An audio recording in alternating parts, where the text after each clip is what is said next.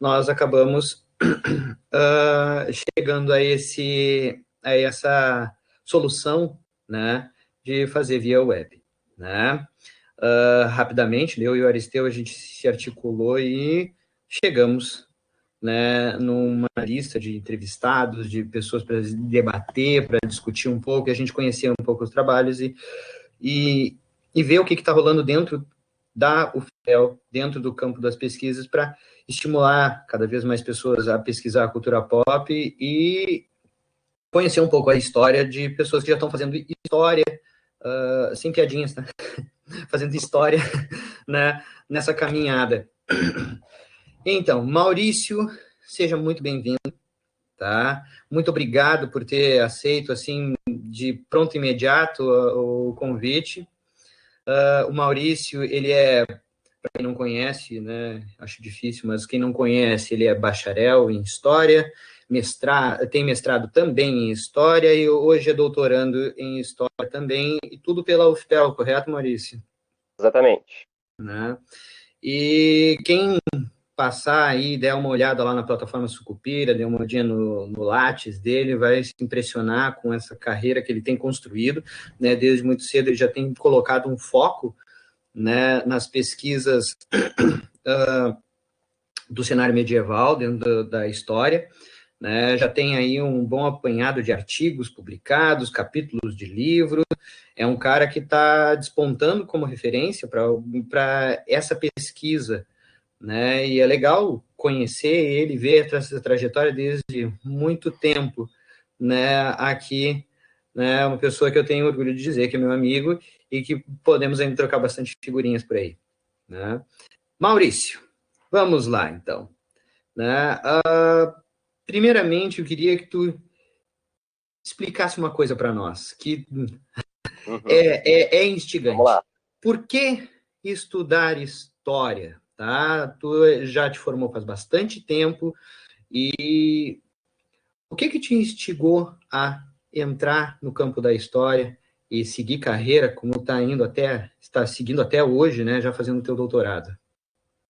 Primeiramente, eu gostaria de agradecer as palavras muito gentis aí que tu falou. É muito gratificante estar ouvindo esse tipo de comentário, ainda mais vindo de ti, como eu já te falei por fora e te falo aqui na frente dos colegas também.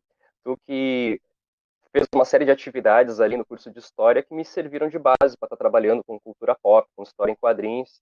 Então, só para deixar claro aqui que esse respeito que tu tem pela minha pessoa, ele é recíproco.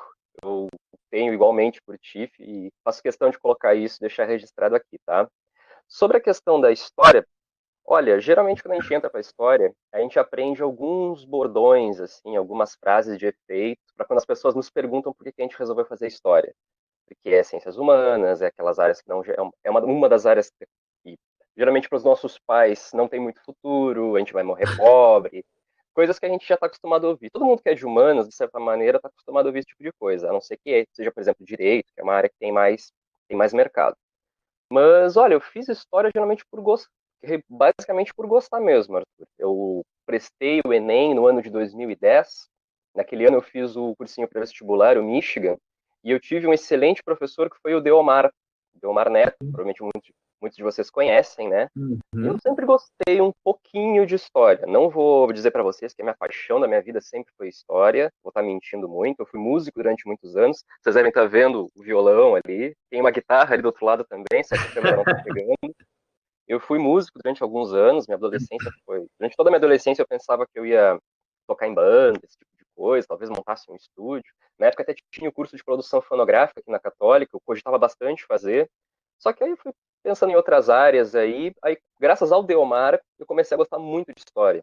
E teve outros profissionais aí também. Teve o Maurício Paz, o Sorão, que deu aula para mim no Sul. Teve o professor Leandro também. Mas o Deomar é que foi o divisor de águas na minha relação com a história. Eu resolvi fazer, porque era um dos cursos ali onde a minha nota de corte dava, era o que eu mais gostava. Tinha geografia, que também dava, tinha os cursos de letras. Eu entrei para o francês, pouca gente sabe disso. Eu fiz francês antes de fazer história. Eu fiz um semestre de francês, mais ou menos, mas não me acertei muito bem na época. Eu era meio novo, assim, era bastante imaturo. Tinha 19, não era tão novo de idade, mas era bastante imaturo como pessoa, né? E aí acabou que no mesmo ano eu entrei para História, porque teve o SISU de inverno, eu entrei para o bacharel em História e gostei pra caramba.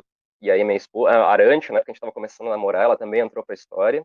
A gente se conheceu fora do curso, depois ela entrou pro curso. E desde então foi indo. Simplesmente foi indo. Acho que é o melhor termo que eu tenho para utilizar. Perfeito. Legal. E já ainda lá nesse curso de história aí que tu começaste, como é que surgiu o tema da cultura pop, né? Como que dentro do curso de história a cultura pop apareceu para ti? E aproveitando na mesma pergunta, como é que foi pesquisar a cultura pop na história, dentro do curso de história para ti? Uhum. Bom, acho que não só para mim, né, para outros colegas também, Arthur, nunca me passou pela cabeça a ideia de que cultura pop podia ser objeto de estudo. Pelo menos nos meus primeiros anos no curso de história, não me passava isso muito em mente, né? E aí começou a ter aquelas atividades lá do Mário Marcelo, do Eliezer também, que hoje é falecido, né? Uma pessoa muito querida do nosso curso, que começaram com, se eu bem lembro, foi um grupo de estudos de histórias em quadrinhos e super-heróis. E eu só escutava falar, assim, eu nunca frequentei, mas todo mundo que entrava lá disse que era muito bom o clima, que o debate era muito legal, que o pessoal ali era muito maneiro, mas não me parecia ser uma coisa tão séria assim, sabe? Eu me coloco aí até um certo ponto, durante um certo tempo eu fui um daqueles preconceituosos com cultura pop, sabe? Na minha ideia, quando eu comecei, sei lá, eu não ia ir para esse lado, eu nunca jamais imaginaria que eu ia para esse campo. Eu esperava que eu fosse trabalhar com a antiguidade tardia, eu gostava muito de estudar a queda do Império Romano, o papel dos bárbaros, das invasões bárbaras e tudo mais. Eu achava que eu ia para esse campo aí, sabe? Essa coisa que fica entre antiga e medieval, sabe? Aquela transição entre uma época e outra. Eu achava que eu ia para esse campo aí. Só que aí começou que eu conheci o Colares, o trabalho do Colares com o Conan. Teve aquela disciplina de História das Histórias em Quadrinhos, que foi ministrada por ti, pelo Marco e pelo Aristeu também. E depois tu fez um curso na Jornada do Lipen, né? Falando sobre histórias em quadrinhos e Segunda Guerra. E ali foi onde a minha cabeça explodiu, assim, sabe? Ali foi onde eu deu a fagulha ali, mano, eu tenho que pesquisar cultura pop. É isso aí, é isso aí que eu tenho que fazer, sabe? Foi o que me passou em mente naquele momento ali. E teve uma coisa bastante importante aí que eu não posso deixar de mencionar, que foi a entrada da Dani na minha vida aí, né? Eu fiquei sabendo das pesquisas que ela vinha, dos projetos, na época que ela vinha fazendo na Letras, e aí, na época, eu e a Arantia gostamos bastante. Tinha representações do diabo, tinha Bruxas, Magos e Demônios, tinha projeto de literatura infantil, né? E ali eu comecei a pensar um pouco, mano, tem que fazer uma coisa assim na história, sabe? Basicamente, era como se na letras ali com a Dani e na história já houvesse ali pesquisas de cultura pop, lidando com arte, literatura e produtos do entretenimento de maneira geral. Só que a Dani tinha essa abordagem mais voltada para o medievo, né? Que é um tema Sim. que eu gosto pra caramba, comecei a gostar muito. Já gostava antes do curso, comecei a gostar mais ainda dentro do curso. E eu pensei, cara, eu tenho que fazer alguma coisa assim dentro da história, sabe? E aí veio aquela coisa assim, de juntar o útil com o agradável. Poxa, eu gosto de cultura pop, eu gosto de consumir filmes, séries, jogos de temática medieval, né? E, bom, acho que o cenário estava dado aí, né? Mas, assim, ó, Tu quer falar? Não, não, pode continuar, pode continuar. Só que eu tenho que dizer que, assim, Arthur, posso dizer que eu fui sortudo em certos aspectos, né? Porque tanto a área do medieval quanto a área dos estudos em mídias na UFPEL já estavam, vamos dizer assim, outras pessoas já tinham pavimentado o caminho para mim, sabe? Então eu já peguei a coisa meio pronta de certa maneira. Então, por exemplo, o pessoal da geração do Mário Marcelo, eles já tiveram mais dificuldade em se afirmar academicamente, sabe? Em Uhum. chegar por exemplo, no SIC e tentar convencer a banca de que não, cultura pop vale a pena ser pesquisado, sabe? Eu já sou de uma geração posterior, então quando eu cheguei, já não era tão assim, já não era uma grande novidade o pessoal fazer TCC, mestrado com objetos de cultura pop, quadrinhos, cinema, videogames, sabe? Especialmente o quadrinho, porque eu estudei arte sequencial, né? Talvez o pessoal do videogame, aí o Rafael Pernas, tenham tido uma dificuldade maior, mas como meu objeto era quadrinho, e já tinha outras pessoas trabalhando com HQs, eu não tive tanta dificuldade. E na área do medieval também, né? Antes de mim teve a Amanda. A Amanda, eu acho que ela terminou a graduação dela em 2013 ou 2014, uns 2 ou 3 anos antes de mim. Então, digamos assim, tanto o medieval quanto os quadrinhos já eram coisas conhecidas ali na UFPEL, sabe? Já eram Uhum. coisas que o pessoal já estava adquirindo um certo respeito ali graças aos colegas que vieram antes de mim. Então, quando eu meio que juntei as duas áreas, não foi uma grande surpresa, sabe? Não foi uma coisa tão nova, assim, de certa forma. Espero ter Perfeito. respondido, assim. Não, mas aqui é um bate-papo, né? Eu vou te encher de Uhum, perguntas, tu vai ver se tu consegue responder no meio do caminho. tranquilo. Mas legal que tu já entraste na questão do medievo e essa relação com a cultura pop. Sim. Eu te conheço já faz bastante tempo, né? Eu sei o teu trabalho de conclusão de curso já foi, né, versando com isso, né? Se não me engano, tu já falavas do Príncipe Valente, né? Uhum. Na tua graduação. Sim, E, exatamente. e a tua orientadora não foi a Dani já na graduação também? Foi a professora Rejane, porque na Foi a época a Dani não estava Regiane. na história ainda, então a Uhum. Rejane me orientou mais no sentido burocrático e a Dani fez a orientação nos pontos que ela tinha para contribuir para o trabalho. Ah, perfeito. Então, aproveitando já que tu está falando então do medievo, que quando a gente fala de cultura pop, é comum a gente cair no lugar é comum cair no lugar comum é redundante, mas né, nós caímos no lugar comum, né? Fala de cultura pop, se vê seriados de televisão, histórias em quadrinhos e principalmente do cenário de super-heróis ou algo que verse com esse cenário, né, de muita ação, de aventura e etc, né? Como que tu conciliaste isso, essa representação, esses estudos que tu fazes de representação do medievo no cenário da cultura pop? Qual foi o teu caminho para que tu conseguiste casar essas pesquisas que tu vem desenvolvendo com a cultura pop e o teu, a tua paixão, de certa forma, com esse cenário Uhum. medieval que tu não abandonaste, né? Sim, sim. Desde então. Bom, eu vou pedir para o professor Aristeu se puder colocar o slide número 2, porque isso foi um tema, uma coisa que eu mencionei na minha defesa. Esse slide que eu estou mostrando para vocês aí, gente, foi o slide que eu usei na minha defesa de mestrado, tá? Só tirei, assim, parte do capítulo, bibliografia, porque não interessa tanto, né? Porque eu achei que ia ser legal trazer uma coisa mais visual, né? Porque só olhando para nossas carinhas, talvez o pessoal se entendia um pouco. Mas, respondendo a tua pergunta, Arthur, a minha ideia, pelo menos quando eu tentei o mestrado, né, era juntar duas áreas, como vocês podem ver ali nas imagens, né, que é a medievalística brasileira, né, vem se consolidando, vem se fortalecendo muito nos últimos anos, vem se diversificando suas abordagens, tanto Uhum. no sentido de recortes geográficos que antes nem se pensava e agora o pessoal está estudando, idiomas que antes ninguém dava bola e agora o pessoal está querendo aprender, sabe? Especialmente de locais como Ásia, África, mundo islâmico, sabe? A medievalística brasileira vem se diversificando bastante nos últimos anos, sabe? Só que eu senti aí uma certa carência de estudos de cultura pop que a nossa universidade está tendo, pelo menos nesses últimos, acho que 5 anos, 6, está tendo de sobra, sabe? Então foi um objetivo que eu tentei, não sei se consegui, mas eu tentei, pelo menos ao longo na minha dissertação de mestrado, construir uma espécie de uma ponte entre essas duas áreas, sabe? Mostrar para o medievalista brasileiro que cultura pop pode ser estudada e que tem um campo riquíssimo a ser analisado aí, da gente explorar, e mostrar também para o pessoal de cultura pop que a Idade Média é super interessante, eles têm muito a ganhar estudando esse período aí, sabe? Então, eu acho que de maneira, não sei, tentando casar um pouco a tua pergunta com o que eu estudei no mestrado, seria mais ou menos isso que eu tentei fazer, sabe? E uma coisa que me motivou bastante, Arthur, é saber que desde a década de 70 a recepção do medievo já é estudada tanto nas universidades de língua inglesa quanto na Alemanha. Na Alemanha, a gente chama esse fenômeno, e aqui espero que a Dani esteja ouvindo aí, a gente chama isso de Olha, vou te corrigir, hein? Mittelalterrezeption. É, Repete, por favor. na Alemanha, isso se chama Mittelalterrezeption, e traduzindo é recepção da Idade Média. E os caras, desde a década de 70, já estão produzindo livro, artigo, tese, tudo que é tipo de material, só analisando como a Idade Média é lida, relida, representada e reutilizada na cultura contemporânea, especialmente do século XIX, ali do Romantismo até os nossos dias. E paralelo ao surgimento dessa corrente alemã, tem também a dos Studies in Medievalism, que surge lá nos Estados Unidos com o Leslie Workman. São historiadores tanto britânicos quanto estadunidenses, né?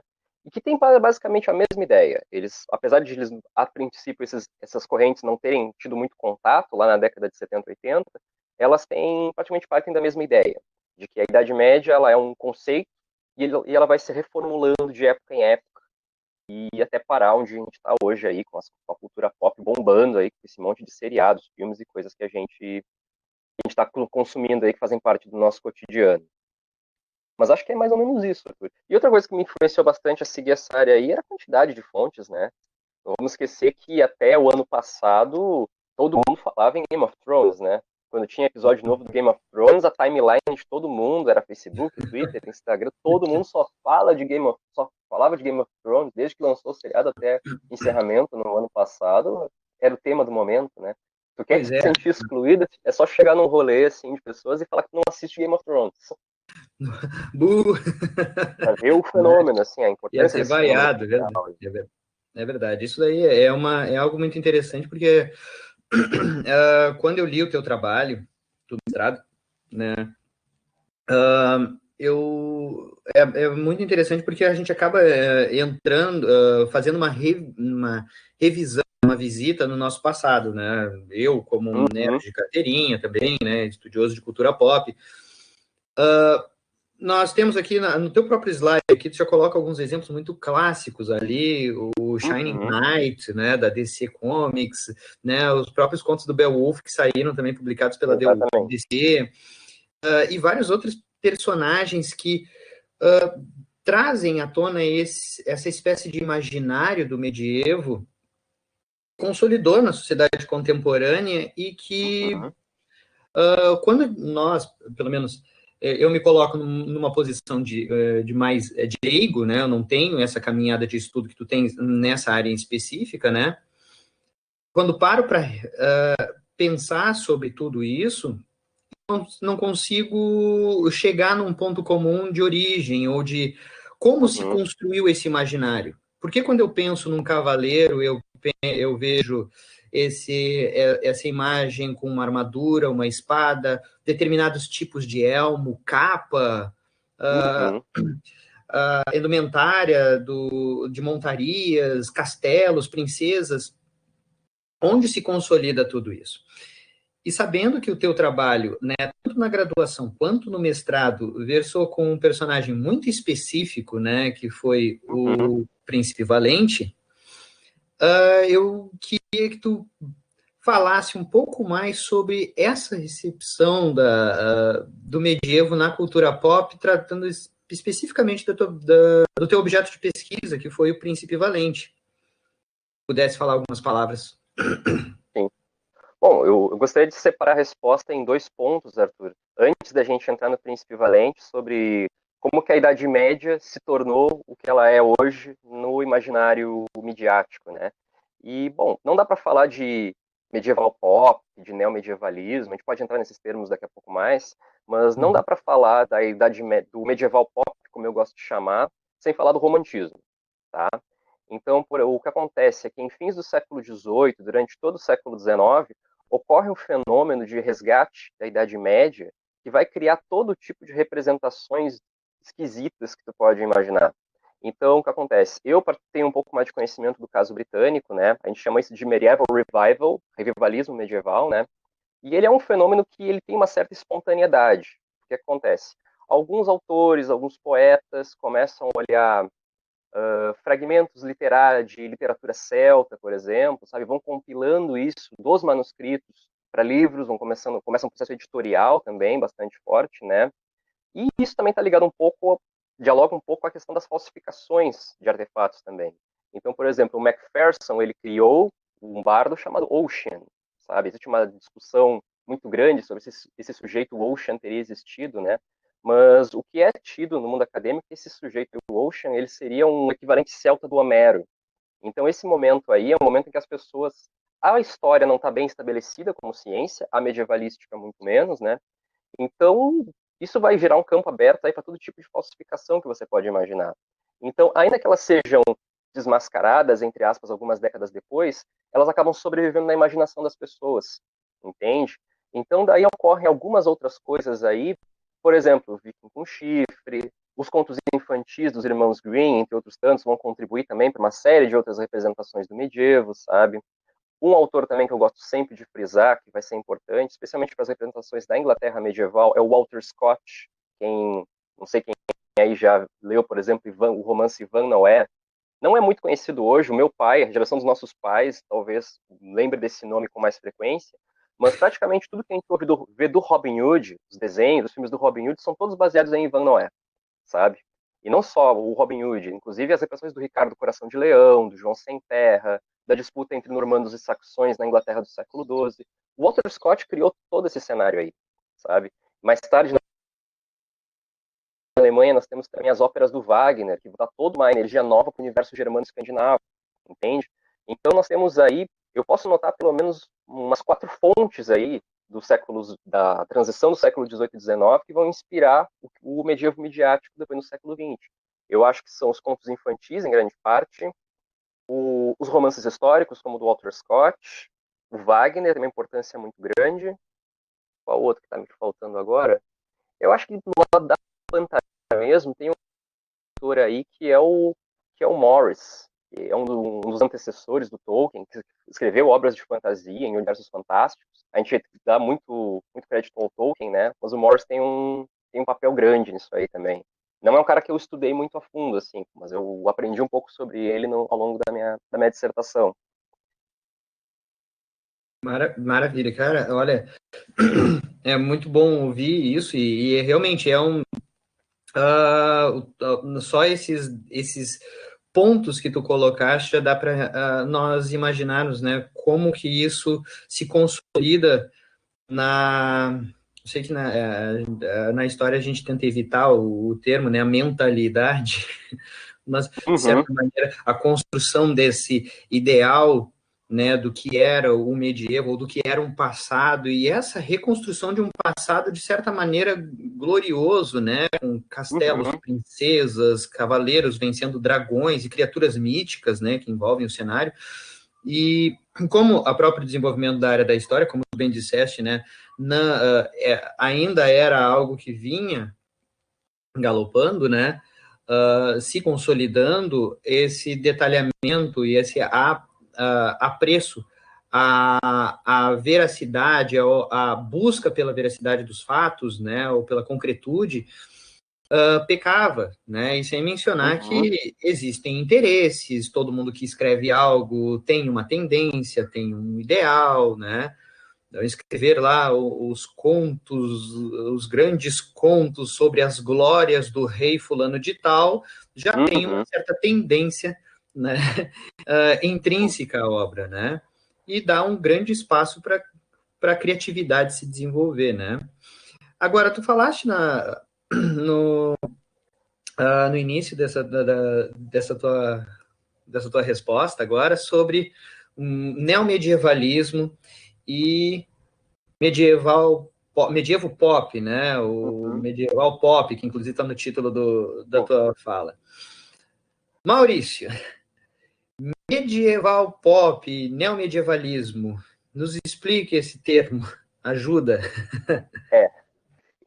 Bom, antes de mais nada, eu queria fazer uma referência aqui, porque por causa do título do trabalho, né, o Medieval Pop chegou à academia agora, que esse título foi inspirado num trabalho do Yuri Heblin, que é um amigo nosso, né, que vem trabalhando com quadrinhos lá de São Leopoldo. Então, Yuri, caso tu esteja assistindo ou venha assistir, fica aqui a homenagem, foi inspirado no teu trabalho, eu li bastante os teus textos ao longo da dissertação. Então, eu achei que seria interessante pegar o título do teu trabalho e adaptar para o medieval pop. Mas, enfim, Arthur, indo para o termo, que basicamente é o que o pessoal mais lembra de mim, é com base nesse termo aí do neomedievalismo, né? O pessoal vem me perguntar bastante. O termo neomedievalismo, ele aparece, não vou dizer pela primeira vez, mas ele se populariza graças a um ensaio de Umberto Eco chamado Dreaming in the Middle Ages. E a tradução geralmente é traduzido como Sonhando a Idade Média, apesar que talvez a tradução correta seria Sonhando na Idade Média, mas geralmente costuma ser traduzido como Sonhando a Idade Média, né? É um ensaio que o pessoal se confunde bastante quanto à data dele, porque ele foi divulgado em livros diferentes em países diferentes. Mas a data geralmente aceita para ele é do ano de 86, até pelas referências que ele cita ali, né? E ele comenta nesse ensaio que tanto os Estados Unidos quanto a Europa, ali na década de 80, aparentemente, estaria passando por um renovado interesse pela Idade Média. Um interesse desde historiográfico, com novos historiadores surgindo, e ele cita o Le Goff, o George Duby, o Emmanuel Leroy Ladurie, eu estou pronunciando como se fosse em inglês, mas é francês, ou é alemão, não lembro agora a nacionalidade dele, mas enfim, estou pronunciando como se fosse em inglês. E do outro lado teria também uma série de produtos voltados à fantasia, ou que estariam inseridos nesse interesse do medieval que surgia nos Estados Unidos, né? E ele cita a Espada Selvagem de Conan, ele cita Camelot 3000, ele cita Brumas de Avalon, ele cita exemplos bastante diversos, né? Fica subentendido no texto que quando ele fala de neomedievalismo, ele está falando de medieval misturado com fantasia ou ficção científica. Subentende-se que é basicamente isso, né? E desde então o termo ele vai sendo utilizado de maneira, vamos dizer assim, como se fosse um fato dado, assim. Quando fala de neomedievalismo, está falando de medieval pop com fantasia, sabe? Só que no ano de 2009, duas pesquisadoras, a Pamela Clements e a Carol E. Robinson, elas escrevem um artigo chamado Living with New Medievalism. Elas escrevem um artigo que elas vão resgatar esse termo e elas vão conceituar um pouco, vão trabalhar esse termo, elas lançam um livro mais tarde. E o que acontece? Elas lançam isso na revista chamada Studies in Medievalism, que é o periódico mais famoso sobre recepção do medievo no mundo atualmente. E o que acontece? Como aparentemente esse ensaio teve bastante sucesso, e essa revista vai lançar mais 2 volumes voltados só a explorar a questão do neomedievalismo.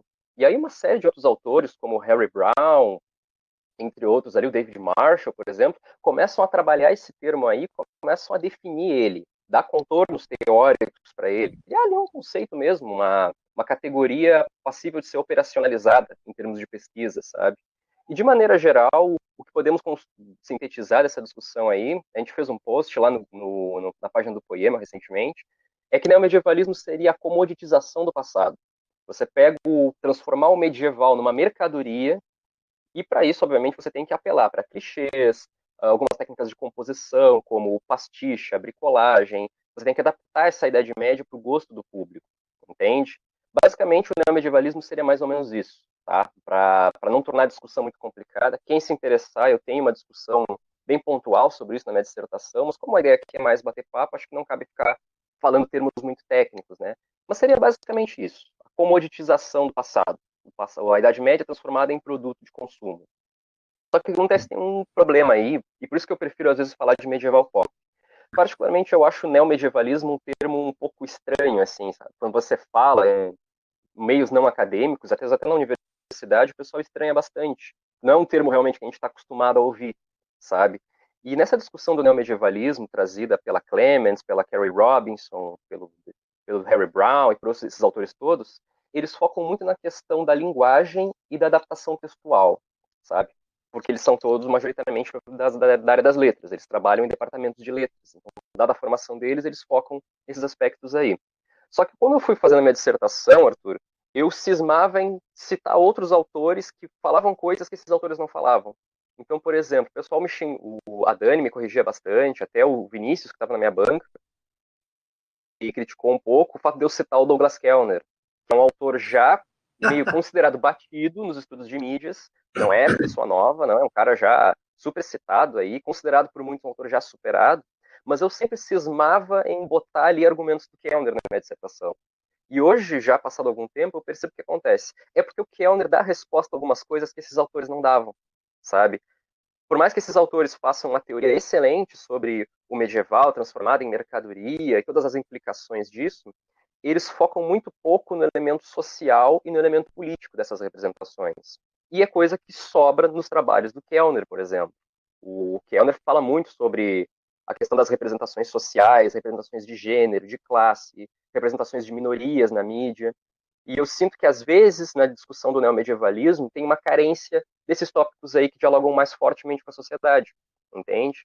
E por isso que, às vezes, eu gosto mais de falar de medieval pop. Primeiro porque o termo ele é mais palatável, ele é mais...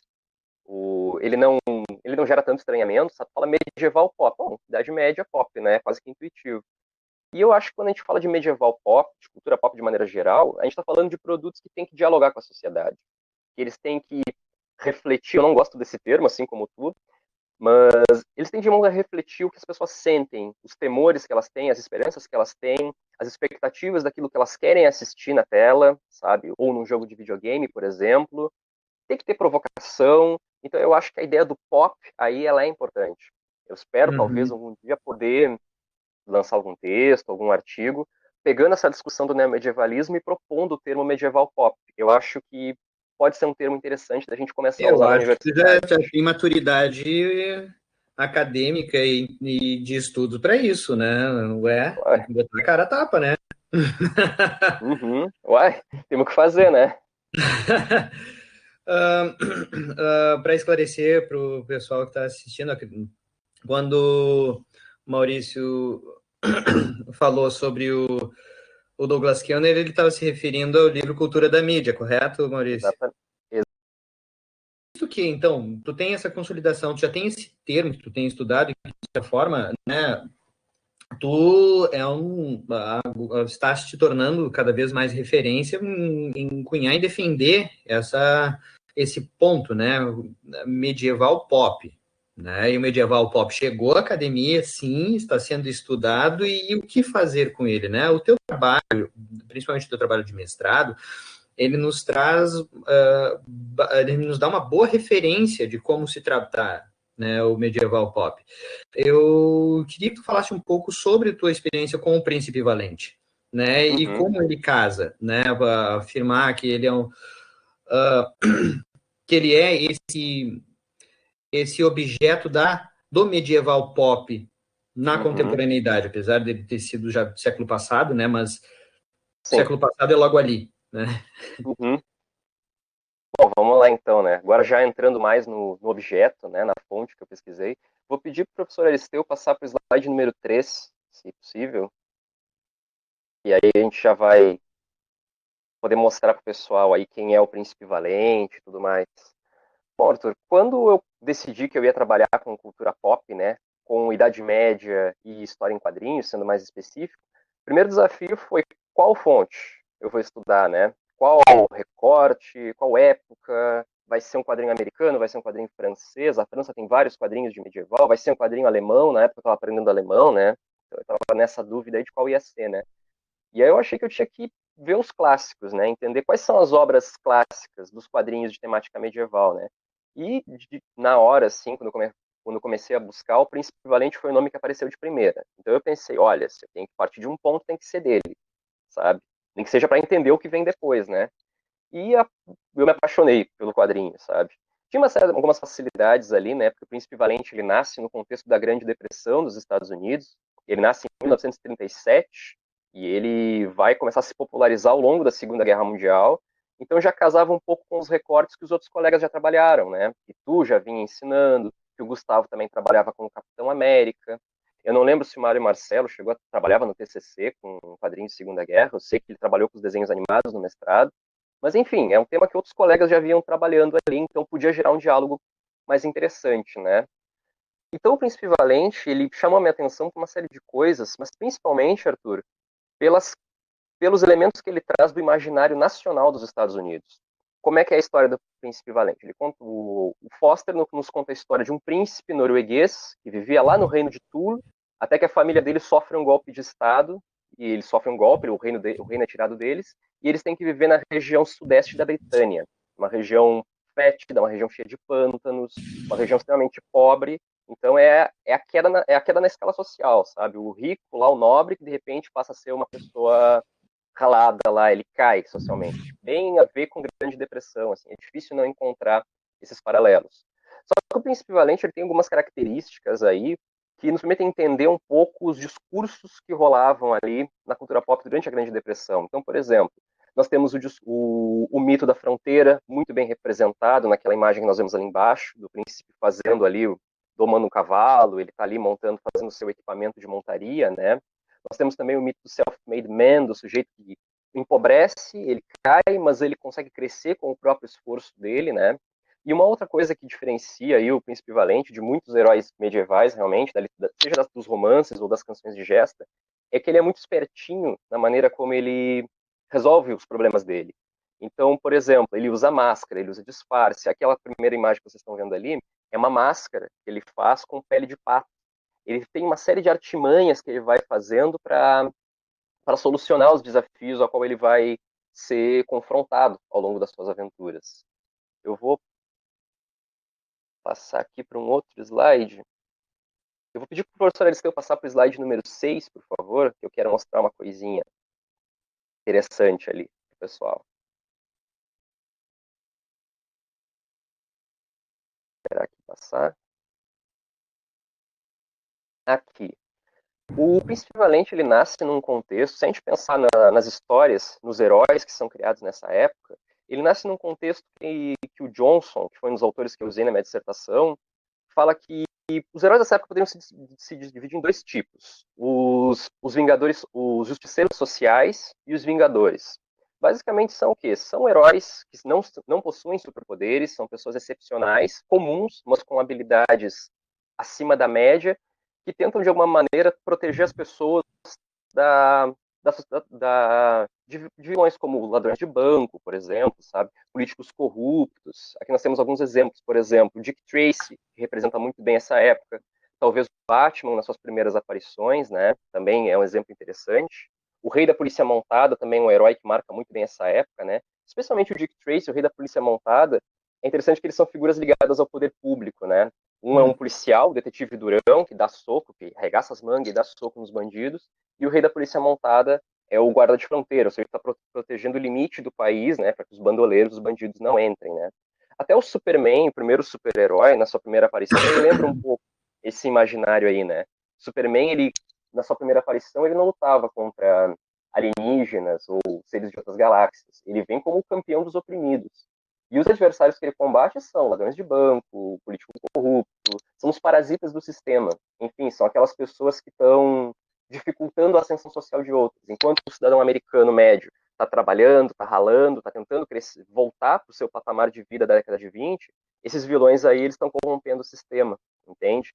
E o outro tipo de herói dessa época, que marca bem esse imaginário dos anos 30, são os Vingadores, são os Avengers. Perdão, são os Justiceiros. Como é que é o nome que eles chamam? Vigilantes. Eu já dei três nomes diferentes. O nome são os Vigilantes, que são aqueles heróis que usam máscaras. São aqueles heróis que encarnam um jeito meio Robin Hoodiano de agir. Eles se disfarçam, eles agem no limite da lei, eles não são como o Dick Tracy, como o Rei da Polícia Montada, que estão lá de cara limpa, né, que estão mostrando quem eles são. São pessoas que escondem a sua face para combater os vilões. Então eles estão ali no limite do que a lei permite, no limite do que seria correto naquela sociedade. Podemos falar um pouco do Zorro, apesar do Zorro ser um pouco mais antigo, né? Mas o Zorro encarna muito bem esse tipo de herói. E o Batman, obviamente, né?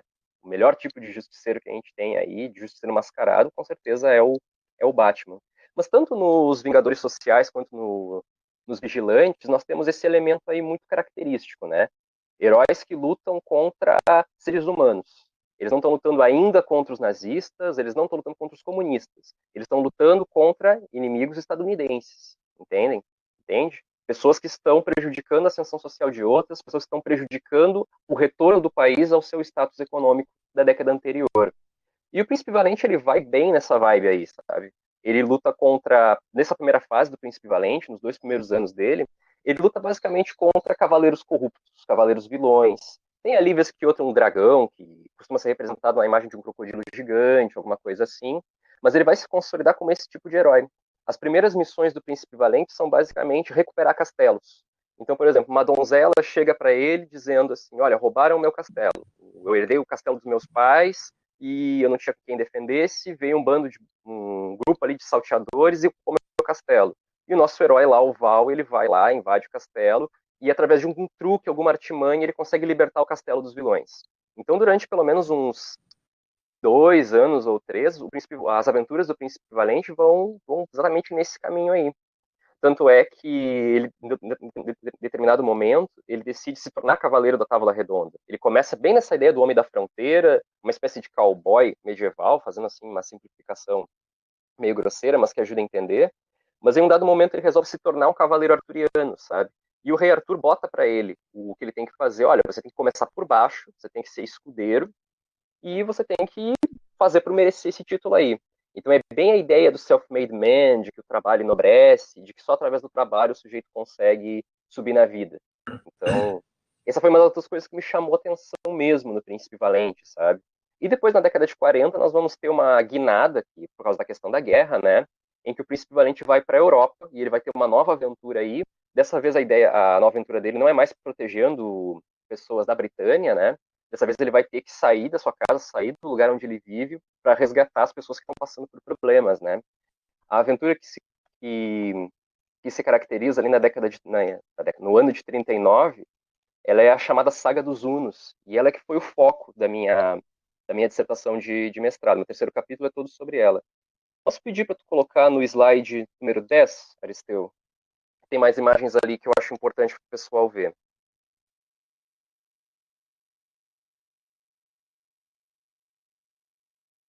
Essa aventura ela começa em 39, um pouco antes de ser deflagrada a Segunda Guerra Mundial, e ela tem uma trama bastante simples. Ela ocorre mais ou menos durante um ano, em 39 e 40, que é o seguinte: o nosso herói está numa taverna lá, tomando uma cerveja artesanal, um hidromel com seus amigos ali, até que um viajante vem, invade essa taverna, dizendo que a Europa foi invadida pelo Átila e que o Átila está destruindo tudo, está botando fogo em tudo, a Europa está completamente tomada por esse governo de ares ditatoriais, que seria o governo do Átila, nessa narrativa ficcional que ele conta, né?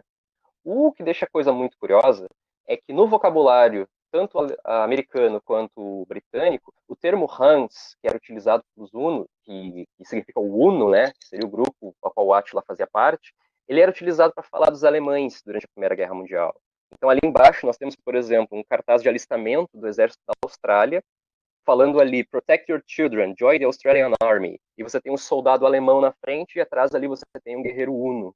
E essa referência ela foi amplamente utilizada. O próprio Kaiser alemão, lá, o Guilherme II, ele foi amplamente comparado com o Átila, o flagelo de Deus, que o sujeito que entrou para a história como sendo um dos grandes vilões da história ocidental, né? Podemos debater bastante essas representações aí, mas essa é a ideia, pelo menos, que se consolidou acerca do Átila no imaginário, né? Então, na hora eu fiz essa relação, eu não sou o primeiro a fazer essa relação, né? O Holanda, que estudou o Príncipe Valente, também já tinha feito esse comparativo, só que eu resolvi investir nessa ideia aí, de que a guerra contra os hunos, esse arco de história, realmente tinha uma relação com a Segunda Guerra, com o Hitler, né? Até que eu encontrei essa charge que vocês estão vendo aqui, ali em cima, onde mostra o Príncipe Valente derrotando o Hitler, e o Hitler está usando as mesmas roupas que os hunos utilizam na narrativa, e o Val diz ali para o Hitler: vocês, pobres hunos idiotas, sempre iniciando problemas que nunca são capazes de terminar. E ali foi onde eu bati, assim, poxa, o Foster sabia desse estereótipo, provavelmente ele sabia do efeito que daria falar sobre hunos no ano, ali em 39, né, quando o nazismo já está começando a conquistar tudo, ainda que seja antes da guerra ser deflagrada, né, o nazismo já estava ali se expandindo e tudo mais, né? E vários outros produtores de cartoons, chargistas, até produtores de cinema estão percebendo o que está acontecendo e já estão, de certa maneira, antecipando algumas coisas, né? Ou pelo menos antecipando coisas que vão tomar outras proporções no campo das relações internacionais, mas estão já projetando ali toda essa ansiedade que a sociedade estadunidense estava com relação ao avanço do nazismo. E aí eu vou falando um pouco mais dessa aventura aí, mas basicamente seria mais ou menos isso. A aventura ela vai discorrer um pouco mais, mas tu quer falar alguma coisa, Arthur? Eu não sei se eu tô esticando demais. Não, o tempo é teu, né? A tua apresentação foi fantástica, cara. Assim, essa charge, eu já tinha visto ela, né? E conhecia ela. E ela faz uma relação direta, né, dos próprios alemães, do nazismo alemão, né, com os hunos, e é quase que o ouro do pesquisador, né, encontrar uma referência direta, né, dada pelo teu próprio autor de pesquisa, né, estava pesquisando uma obra do Hal Foster, né, o Príncipe Valente, Sim. e ver ele fazendo esse tipo de menção. Nas histórias do Príncipe Valente, claro, ele dentro do cenário da Segunda Guerra Mundial existem vários valores que são construídos, né? E tu chamaste atenção bastante para o Self-Made Man, né? Se não me engano, foi o tema mais específico do teu trabalho de conclusão, não foi? O TCC eu foquei mais nessa ideia do self-made man aí, do resgate dos valores liberais, uma tentativa de retomada das noções de meritocracia, de sucesso Sim, através do esforço. O TCC foi mais nesse campo aí mesmo. sim. Pois é, e aí tu identificaste ao longo das suas análises do próprio a obra do Príncipe Valente, essa questão colocada em xeque na figura do Príncipe Valente em contraponto à figura dos Hunos, como se colocasse esses valores do self-made man, os valores mais ocidentais, estadunidenses, em contraponto a uma espécie de oposição representada nesses Hunos, né, e que acaba, por consequência, sendo muito oportuno no cenário da Segunda Guerra Mundial. Completamente, Arthur, completamente. Eu vou pedir para o professor Aristeu colocar a imagem número 13, que ela vai bem nisso aí que tu comentou, Arthur.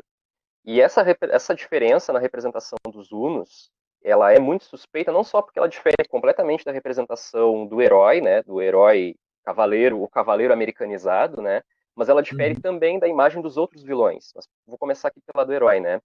Na imagem de cima ali, nós temos o rosto do Val, do herói, né, o príncipe valente, e ao lado o rosto do Calacan, que é o imperador dos Hunos. Nesse momento, aí, o Átila já morreu. O Átila ele nem chega a aparecer no quadrinho, ele só é mencionado, né, como o cara que iniciou essa invasão, mas logo ele já morre e cede lugar para esse sujeito que está na nossa frente, que é o Calacan. Só de bater o olho de cara ali, tu já vê pela questão do traço, na questão da fisionomia ali do rosto, né, das rugas, do sombreado, tu já percebe uma diferença brutal na estética desses dois personagens, né? O americano com ou pelo menos assim, o cavaleiro britânico, mas que representa esse ideal do herói americano, bem mais limpo, bem mais clean, né? Não tem ruga, tem o rosto rosadinho, e ao lado ali, né, o vilão, que fica essa coisa, ele é asiático, ele tem traços asiáticos, exatamente, mas fica essa coisa aí de uma possível relação com o nazismo, né, uma relação indireta, criada via imaginário, né, afinal de contas estamos falando de povos que em tese são asiáticos, então não tem como o autor botar o olho azul e cabelo loiro, ficaria muito estranho, né, existe já toda uma historiografia relativa aos hunos, então existem essas limitações aí, mas sim, Arthur, essa diferença ela é total, inclusive na forma como o herói trata esse vilão. Então, por exemplo, quando os vilões do nosso amigo aqui, do nosso herói, eram brancos, quando eles eram europeus, vikings, saxões ou cavaleiros vilões, ele sempre dá um jeitinho de não matar o cara. De vez em quando ele mata. Assim. Ele faz isso aí porque a cultura da época permite que o herói faça isso aí. Mas ele geralmente dá um jeitinho mais esperto, até um pouco mais pacífico, mais conciliador seria o termo correto, de solucionar esses problemas aí, combater esses vilões. Só que quando o vilão é asiático, isso muda completamente. Então, por exemplo, ao longo da saga dos Hunos, os Hunos quase não falam, sabe? Quase não falam.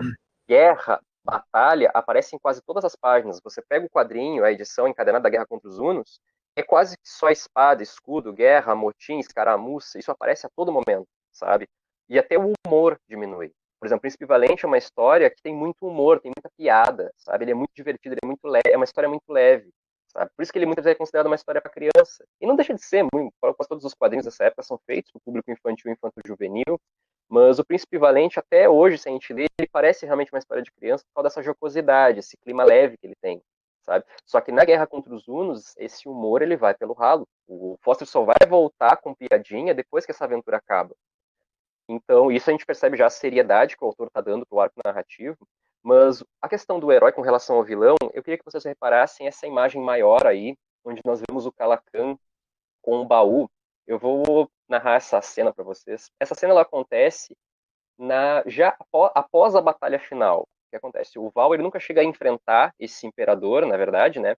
Ele enfrenta o general, que é o general Karnak, que está ali nos quadrinhos ao lado, e o imperador Calacan, ele diz para o general Karnak, se você não derrotar o príncipe valente, eu vou arrancar tua cabeça e vou colocar naquelas estacas que estão lá no fundo, sabe? O que acontece? O príncipe valente derrota o Karnak, corta a cabeça do Karnak e manda naquele baú que está na mão direita do imperador. Inclusive manda uma carta que está ali na outra mão do Calacan, dizendo, você prometeu cortar a cabeça do general Karnak se ele fracassasse. Eu te poupei desse serviço, foi um prazer. Ainda disse que foi um prazer cortar a cabeça do general Tunis.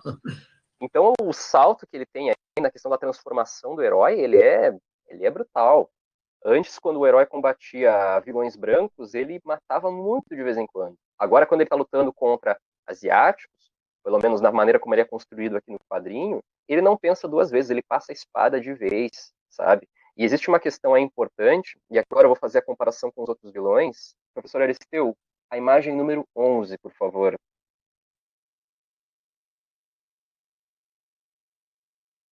Eu vou deixar o pessoal olhar um pouquinho aí. Eu acho que a imagem acaba falando, de certa forma, por si mesma, né? Ao lado, ali à esquerda, nós temos os vilões comuns do Príncipe Valente, os vikings, os saxões, que são vilões recorrentes, né?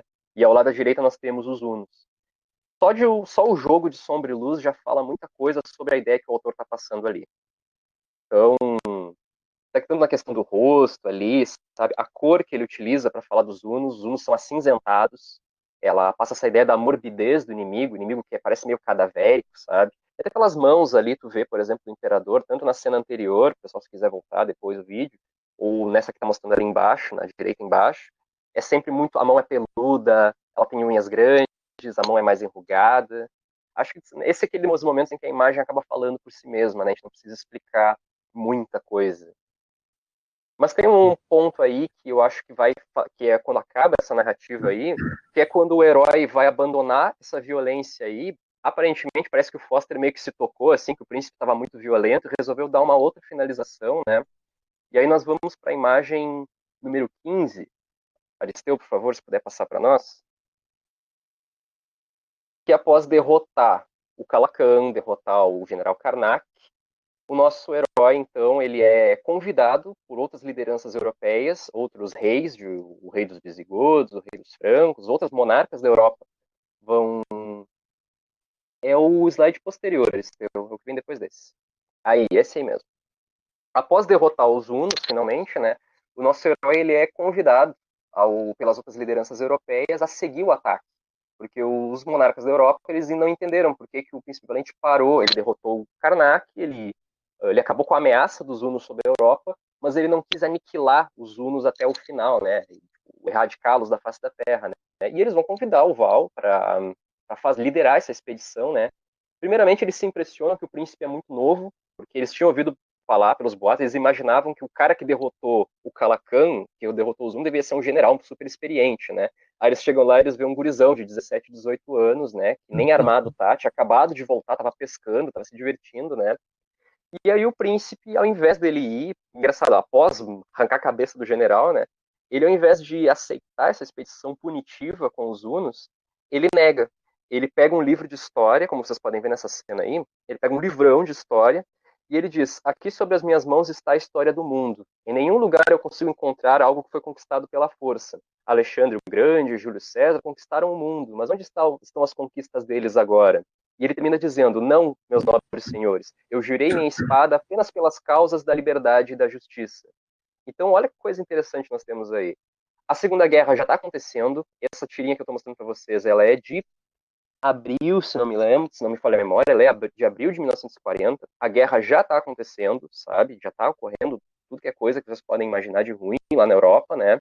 Só que esse herói americanizado, esse cavaleiro, a moda Yankee, como eu costumo chamar, ele luta até um certo ponto, mas quando ele vê que os seus aliados já estão punidos, eles não estão mais com a razão, eles já estão querendo punir o seu adversário, aniquilá-lo, ele diz: não, não é assim que as coisas se resolvem.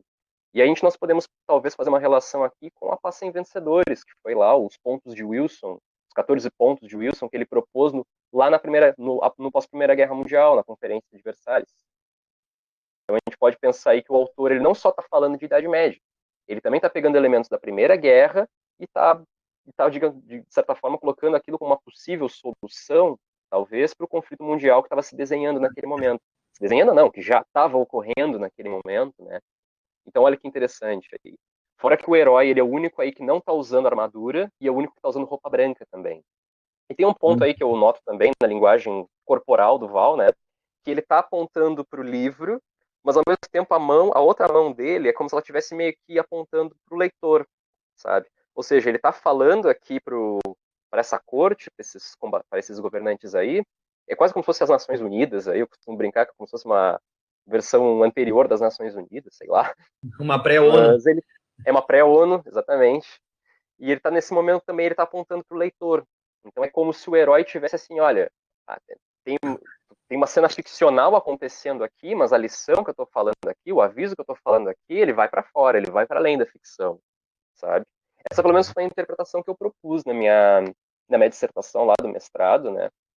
E acho que é mais ou menos isso, assim. Geralmente a Não, maioria das pessoas que eu mostro, todo mundo acha a mesma coisa, assim. O pessoal pensa, poxa, e é, Segunda Guerra lá, o herói americaninho ali, faz a relação com a Primeira Guerra também, sabe? Eu acho que, eu acho e que o de certa resumo... maneira, desculpe, Maurício, né, mas de certa maneira já construindo esse estereótipo, né, do guerreiro americano, né, do soldado Uhum, americano. Ele não está lutando por vingança, ele não está indo caçar e matar.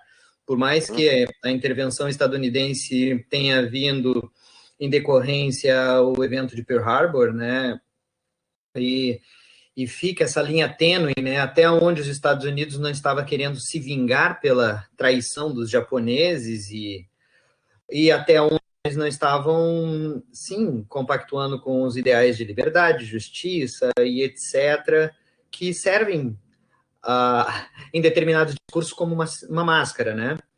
sim. Mas quando nós vemos algumas representações, eu que trabalhei com Capitão América por muitos anos, né, e tem vários outros personagens que correm na década de 40 e que reproduzem esse discurso de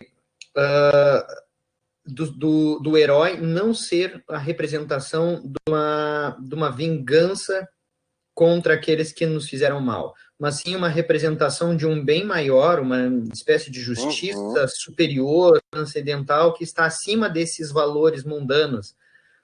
Não interessa se os japoneses nos atacaram, interessa é que eles sim, representam esse mal encarnado que tem que ser purgado do mundo. É quase que algo sim. meio que religioso, de tão profundo, né? E essa Uhum. imagem é muito simbólica. Eu lembro da tua apresentação, eu estava na tua banca, né? E tu dissertaste bastante sobre ela, né? E então, Maurício, agora fizeste todo esse grande cenário de pesquisa e fantástico, né? Eu quero ver esse trabalho aí publicado, né? Eu vejo que tu tem aproveitado bastante ele para fazer alguns artigos, umas coisas aí, né? Acho que Uhum. ainda dá muito caldo.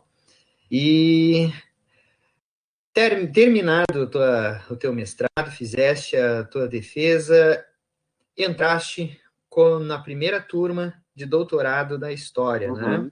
Sim. Conseguiste esse feito aí, né? Está fazendo parte desse grupo que está inaugurando aí, né? Esse doutorado tanto tempo almejado na Universidade Federal de Pelotas.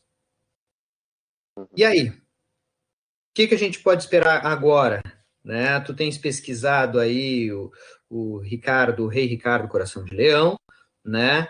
E como ele se encaixa nessa temática de pesquisa que tu vens consolidando desde o período da tua graduação? Ou ele é Uhum. um novo horizonte que tu almeja aí de pesquisa?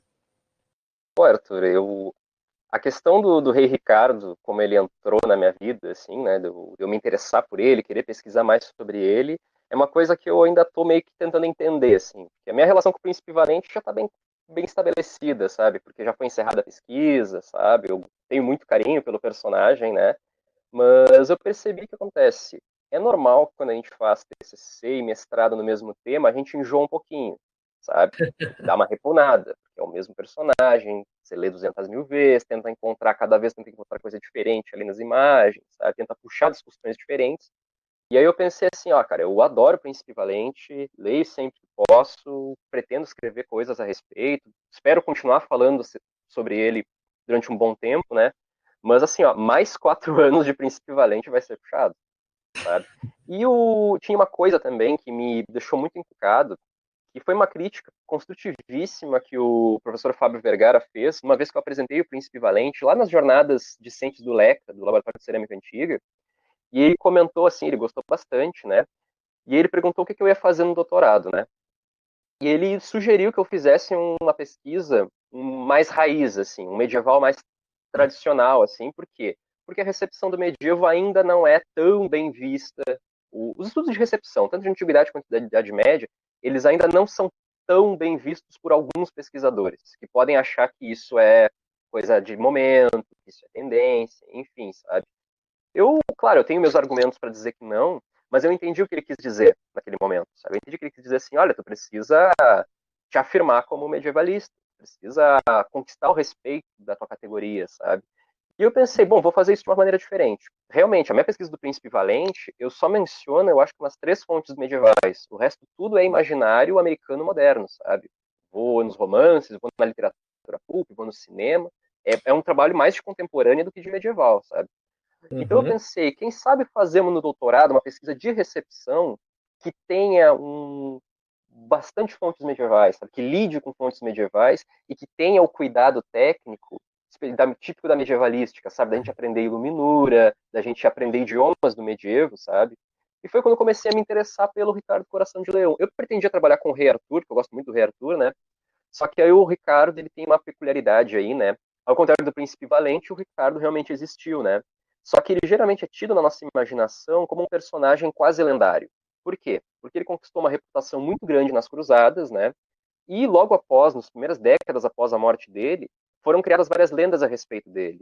Ele participa muito das histórias do Robin Hood, por exemplo, que é uma história é uma ficção realmente. Isso aí é uma coisa que é acrescentada só no século XVI. Tem a questão da luta dele contra o Saladino, a representação deles lutando a cavalo, né, tipo, fazendo uma justa, que também é coisa que nunca aconteceu. Eles se enfrentaram comandando tropas, eles nunca se encontraram, de fato, até onde sabemos. Enfim, ele é um personagem que existiu, um personagem histórico, só que ele entrou pro campo da lenda, de alguma maneira, sabe? Ele é tido geralmente como um herói. Então, se existe uma semelhança entre as duas pesquisas, é que tanto o Príncipe Valente quanto o Rei Ricardo, eles pertencem a essa, como é que a gente chama? Eles pertencem à constelação mitológica do herói, para usar um termo que os antropólogos do mito, que trabalham com mito, gostam de usar, né? E eu trabalho com a recepção do Rei Ricardo na Inglaterra vitoriana. Eu ainda estou selecionando ainda as obras, né? Mas eu trabalho principalmente com o Walter Scott, que é o autor que eu gosto bastante, né? Só que eu lido nesse trabalho, ao contrário do Príncipe Valente, eu lido mais com fontes medievais, especialmente com um romance do século, um romance chamado Cœur de Lion, que é talvez tenha sido uma das fontes mais importantes para a transformação do Rei Ricardo em herói, né? É um romance que tem uma série de acontecimentos malucos, assim, desde canibalismo, tem uma cena, por exemplo, ele come o coração de um leão, ele derrota um leão com as mãos, tipo meio que Hércules, sabe? Tipo, Hércules fez com um leão de Nemeia, e come o coração do leão. Tem uma, uhum. entende? Tem uma série de acontecimentos aí, sabe, desse romance aí que contribuem para a formação dele como herói. E esse romance ele vai ser resgatado na Inglaterra vitoriana. E o Walter Scott utiliza esse romance aí para construir a ideia que ele tem do Rei Ricardo, sabe? Ainda que modificando uma série de coisas. Então, em resumo, Arthur, é um trabalho de recepção do medievo, só que com muito mais fontes do medievo do que o Príncipe Valente, que era uma coisa mais de cultura pop, né? E vamos ver, né? Sim, Eu é, qualifico o ano que vem. Espero convencer a banca da minha ideia, né? Vamos ver como é que vai sim, tá, ser. ainda tem muito tempo para efetivar essa produção, né? Tá, agora, é muito interessante para no teu trabalho agora do doutorado, porque no final eu não vejo tu fugindo do teu escopo de trabalho, daquilo que tu vem pesquisando desde então, né? A questão é que agora tu vai pegar uma figura histórica, uma figura datada, né? E o grande impacto é encontrar as representações dele, porque nós, como historiadores, né, toda vez que nós nos deparamos com um documento ou com algum dado que que é datado ou que é produzido em determinado contexto, nós temos aquele terrível, né, aquele sentimento de dar o salto de fé. Eu chamo de salto de Uhum, fé, né? Que é o momento de dizer uhum, assim, bom, o que está descrito aqui, de fato, constitui a concretude, o que de fato aconteceu, ou é uma alegoria, né? Até onde uhum. não houve interferência da pessoa que produziu o texto ou que produziu a pintura, enfim, que fez, que deixou esse dado que nós hoje estamos recebendo, né? Isso é um espaço que nós não temos como preencher, né? Nós não temos como Uhum. reviver o passado, nós temos como vê-lo através das ferramentas que são Sim. deixadas aí, né? Os autores da representação aí, quem trabalha com história conhece aí, tem muitos nomes que falam sobre isso, de Chartier em diante, né? Uhum. Agora, é interessante ver que o próprio Ricardo Coração de Leão, ele, inclusive hoje, né, temos muitos filmes aí, Uhum. muitas. Volta e meia, eu acho que cada ano sai algum filme sobre Robin Hood e aparece Ricardo Coração de Leão, Exatamente. montam, atribuem mais características, destituem características, e eu gosto quando Exatamente. vem as obras dizendo assim, a verdadeira história. Se a gente for acumulando Sim. essa quantidade de verdade, a gente fica perdido, né? Uhum. E agora tu tens um trabalho magnífico nas mãos, porque no final das contas eu vejo que o imaginário desse rei, né, e do Ricardo em específico, né, tanto na literatura quanto na mídia atual, ele, ele seria, e aí eu te coloco, não vou nem te colocar como afirmação, mas eu te deixo como uma pergunta, porque tu és a pessoa que está pesquisando aí. Ele Uhum. seria esse medieval pop em ação já lá nas representações antigas? Representações antigas, tu diz paralelo com o Príncipe Valente? Sim. Mesmo, antigas até onde tu quiseres colocar o ponto final desse Oh, antigo, antes de hoje. uai, Porque Arthur. aí eu te coloco na berlinda, né? Uma meio que provocação, Uhum. né? Dentro daquilo que eu comentei agora, né? Sendo que todas as produções nós não temos como saber de fato até onde é concretude e até onde é Uhum. alegoria ou um floreio para fazer com que certos feitos se tornem mais feitos, ou até mesmo que sejam feitos que constituíram agora a mitologia do Ricardo, né? Sim. E que nós ficamos nessa dúvida, né? Enfim, Uhum. se isso se encaixaria nessa tua definição de medieval pop? Olha, Arthur, como o meu trabalho lida com o século XIX, né? Eu vou dizer que a parte mais pop ela não vai entrar na minha tese de doutorado, né? Até porque a gente tem que ser esperto com algumas coisas e não estender mais do que a nossa sanidade permite, né? A gente também tem que saber se cuidar. Não, vamos entender nossos limites aí. Mas assim, ó, antes de decidir trabalhar com as representações do Ricardinho, como eu gosto de chamar ele, na Inglaterra vitoriana, sabe, a transposição da representação medieval para o período vitoriano, eu pensei em trabalhar com ele nos quadrinhos, sabe? E eu pesquisei bastante para entender como ele era representado nos quadrinhos. Para você ter uma ideia, Arthur, em 48, já no pós-guerra ali, né, o Stan Lee fez um quadrinho sobre o rei Ricardo Coração de Leão. Infelizmente eu não trouxe aqui, mas se você botar Richard the Lionhearted, que nos Estados Unidos ele é chamado Lionhearted, com ED no final, Uhum. você encontra esse quadrinho aí. E ele tá representado igualzinho o Superman Shazam. Físico ali, tá fortinho, tupete, queixo quadrado, bem herói americano, sabe? Super-herói americano, sabe? E tem muitas outras. Tem outra que ele tá mais velho, mais tiozão, que lembra muito aqueles coisas tipo os Três Mosquiteiros, sabe? Ele é aquele herói que faz luta de espada, que se pendura na cortina, sabe? E nas histórias do Robin Hood, que eram muito populares nos Estados Unidos da década de 50, né? Tem muito quadrinho do Robin Hood na década de 50 dos Estados Unidos, auge do macartismo. E aí o Ricardo ele acaba representando, de certa maneira, esse rei que volta, sabe? Que é bem lá, desde o Walter Scott, com o Ivan Noé, do retorno do rei, sabe? Tem uma calamidade sendo estabelecida, um golpe está em curso ali, o rei João faz uma ditadura, pelo menos é assim que esses quadrinhos narram, né? E o Ricardo, quando ele volta, ele resolve tudo, sabe? É tipo aquele paizão que volta depois do serviço, sabe? Que passou, demorou um pouco lá, mas que voltou, e tudo se resolveu quando ele chega, sabe? Uma figura quase que paternalista do rei, sabe? Então, sim, Arthur, com certeza o Rei Ricardo ele é um dos personagens medievais, né? Fora os lendários, obviamente, como o Rei Arthur e Robin Hood, esses aí são os mais populares, com certeza, sabe? Mas o Rei Ricardo é com certeza um dos caras que tem mais filme, mais série, jogo de videogame, sabe? E é um cara que nunca sai de moda, sabe?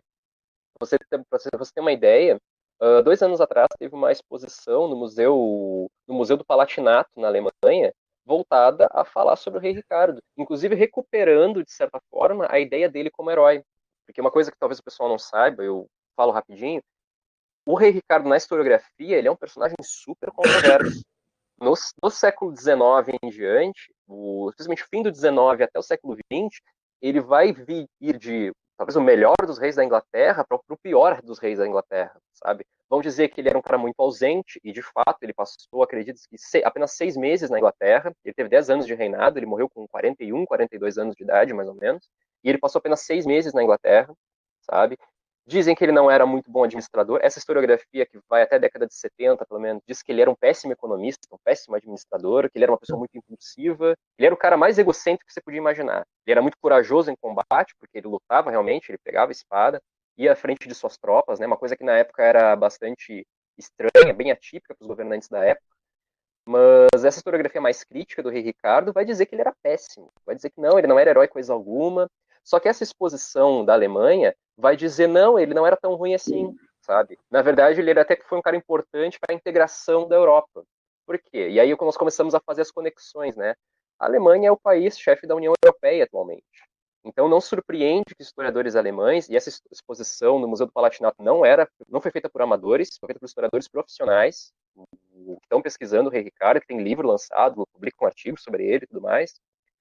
Não surpreende que historiadores alemães estejam investindo na imagem do Rei Ricardo como um sujeito que propiciou, de certa maneira, a integração da Europa. Então percebe como o personagem vai se transformando, né? Do herói, do rei cavaleiro, quase um herói de conto de fada. Depois ele é um péssimo administrador, ele é ruim, ele não serve de exemplo para ninguém. E aí depois ele vai voltando, o pessoal vai tendo novas ideias acerca dele, né?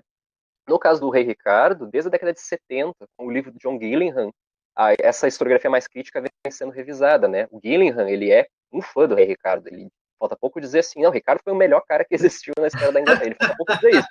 Ele só não fala com todas as letras porque, claro, ele tem pessoas que discordam, ele tem que pontuar bem o argumento dele, tem que embasar bem, né? Mas na Tem que cola parecer, tem que manter as aparências também, né? Não pode ser tendencioso tão aberto assim, né? no mundo acadêmico a gente tem que defender, tem que embasar bem aquilo que você está falando, né? Com leituras, com argumentos bons. E o John Gillingham, ele é bom no argumento dele. Ainda que eu ache que o Ricardo não era tão santo como o John Gillingham coloca, o Gillingham basicamente vai dizer o seguinte: o Ricardo era bom pro tempo dele, sabe? Para um monarca do tempo dele, ele cumpre com todas as características positivas. Uhum. Ainda que eu não seja tão, eu não compre tanto esse discurso do Gillingham, eu acredito que existem alguns pontos aí, mas não posso dizer por agora, tem que guardar para a qualificação, tem que desenvolver mais o meu argumento. Tem que Tem que se guardar dizer, para o seu trabalho, né? exatamente, tem que admitir que o Gillingham, ele fez uma pesquisa bastante frutífera, porque depois o Jean Fleury também lançou livros sobre o rei Ricardo, concordando com boa parte dos argumentos do Gillingham, e outros pesquisadores aí também lançaram livros dizendo, olha, talvez o cara não fosse tão mau governante assim, sabe? Eu ainda estou avaliando bastante essas posições, mas o que me deixa numa posição confortável, Arthur, é que eu trabalho com o mito. Eu trabalho com uma representação mítica desse personagem, tal como ele é tido na imaginação popular. Então, tudo isso para mim é interessante de analisar, entende? Tanto a perspectiva acadêmica, mas também como ela dialoga com a fantasia, com a ficção, entende? E quais são as expectativas que são colocadas em cima do personagem, né? Como é que uma pessoa que passou só 6 meses na Inglaterra passa a ser um herói nacional para os vitorianos? Os vitorianos tinham a verdadeira paixão pelo rei Ricardo. Ainda que eles falassem mal, criticassem vários pontos acerca dele, eles vivem dizendo, olha, ele passou pouco tempo aqui, ele não administrava muito bem, mas ele era um guerreiro muito bom, o cara ia na frente, sentava porrada em todo mundo, o cara era corajoso pra caramba, sabe? Essa ideia, ela prevalece. Tanto é que ele está muito presente nos livros para crianças. Os livros infantis contam as aventuras do rei Ricardo nas cruzadas, entende? Fantástico. Então é uma relação muito ambivalente que eles têm com esse personagem. Mas enfim, vou parar por aqui para não ficar estendendo muito, senão me empolgo. Daqui a pouco tu conclui a tese agora, né? E a gente puxa a orelha. Quem me dera.